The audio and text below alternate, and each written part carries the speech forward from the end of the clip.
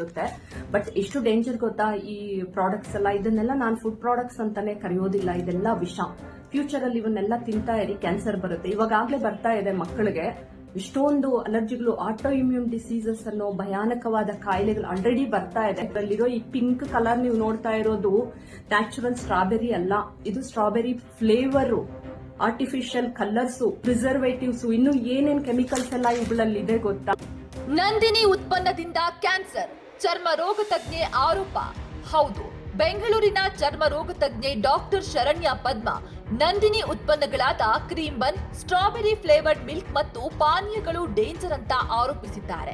ಈ ಉತ್ಪನ್ನಗಳನ್ನ ದೀರ್ಘಕಾಲದವರೆಗೆ ಸೇವನೆ ಮಾಡಿದ್ರೆ ಭವಿಷ್ಯದಲ್ಲಿ ಕ್ಯಾನ್ಸರ್ ಬರುತ್ತೆ ಅಂತ ಎಚ್ಚರಿಸಿದ್ದಾರೆ. ಫುಡ್ ಪ್ರಾಡಕ್ಟ್ಸ್ ಸೇಫಾ ಇಲ್ವಾ ಅಂತ ಕನ್ಫರ್ಮ್ ಮಾಡ್ಕೊಳ್ಳೋದಕ್ಕೆ ಒಂದು ಲ್ಯಾಬ್ಗೆ ಹೋಗ್ಬೇಕಾಗಿದ್ಯಾ, ಅದ್ರ ಮೇಲಿರೋ ಕಂಟೆಂಟ್ಸ್ ಓದಿ ಎಷ್ಟು ಅಪಾಯಕಾರಿಯ ಕೆಮಿಕಲ್ಸ್ ಎಲ್ಲ ಅಂತ ಗೊತ್ತಾಗುತ್ತೆ. ನಂದಿನಿ ಅಥವಾ ಬೇರೆ ಯಾವುದೇ ಬ್ರ್ಯಾಂಡ್ ನ ಕೆಮಿಕಲ್ ದೇಹಕ್ಕೆ ಹೇಗೆ ಡ್ಯಾಮೇಜ್ ಮಾಡುತ್ತೆ ಅನ್ನೋದನ್ನ ಶರಣ್ಯ ಪದ್ಮ ವಿವರಿಸಿದ್ದು ಹೀಗೆ.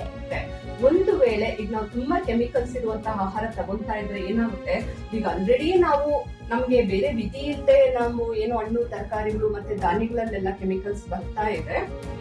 ಅದರ ಜೊತೆಗೆ ಅದು ಆಡ್ ಆಗುತ್ತೆ, ಈ ಡಿಟಾಕ್ಸಿಫಿಕೇಶನ್ ಪ್ರೋಸೆಸ್ಗೆ ತುಂಬಾ ಹೆವಿ ಆಗುತ್ತೆ, ಲಿವರ್ ಮೇಲೆ ಹೊರೆ ಆಗುತ್ತೆ. ಲಿವರ್ಗೆ ಇದೊಂದೇ ಕೆಲಸ ಅಲ್ಲ, ಲಿವರ್ ಸಿಕ್ಕಾಪಟ್ಟೆ ಕೆಲಸ ಇರುತ್ತೆ.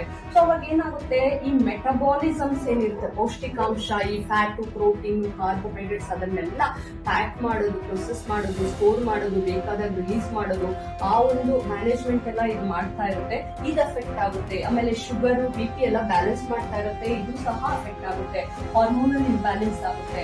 ಸೊ ಯಾಕಂದ್ರೆ ಆ ಕೆಮಿಕಲ್ ನ ಕ್ಲೀನ್ ಮಾಡೋದು ಇದು ತುಂಬಾ ಮುಖ್ಯವಾದ ಕೆಲಸ ಅಂತ ಕನ್ಸಿಡರ್ ಮಾಡಿ ಅದನ್ನೇ ಮಾಡ್ಕೊಂತ ಕುತ್ಕೊಳ್ಳುತ್ತೆ. ಆದ್ರೆ ಯಾವ ಎಕ್ಸ್ಟೆಂಟ್ ವರೆಗೂ ಮಾಡುತ್ತೆ, ಯಾವ ಲೆವೆಲ್ ವರೆಗೂ ಮಾಡುತ್ತೆ, ಅದಕ್ಕೂ ಒಂದು ಲಿಮಿಟ್ ಇರುತ್ತೆ. ಅದನ್ನ ಕ್ಲೀನ್ ಮಾಡೋದಕ್ಕೆ ಏನು ಮೆಷಿನರಿ ಇರುತ್ತೆ, ಅದು ಒಂದ್ಸಲ ಎಕ್ಸಾಸ್ಟ್ ಆದ್ಮೇಲೆ ಮತ್ತೆ ಆ ಕೆಮಿಕಲ್ಸ್ ಎಲ್ಲ ಕ್ಲಾಗ್ ಆಗಿ ಅವಾಗ ಏನಾಗುತ್ತೆ, ಈ ಪ್ಯೂರಿಫಿಕೇಶನ್ ಅಥವಾ ಡಿಟಾಕ್ಸಿಫಿಕೇಶನ್ ಪ್ರೋಸೆಸ್ ನಿಂತು ಹೋಗಿ ಆ ಏನು ಕೆಮಿಕಲ್ಸ್ ಇರೋ ಬ್ಲಡ್ ಎಲ್ಲ ಬೇರೆ ಅಂಗಾಂಗಗಳಿಗೆ ಹೋಗುತ್ತೆ, ಲೀಕ್ ಆಗ್ಬಿಡುತ್ತೆ. ನಂದಿನಿ ಉತ್ಪನ್ನ ಸೇಫ್, ಅಪಪ್ರಚಾರ ಮಾಡಿದ್ರೆ ಕ್ರಮ.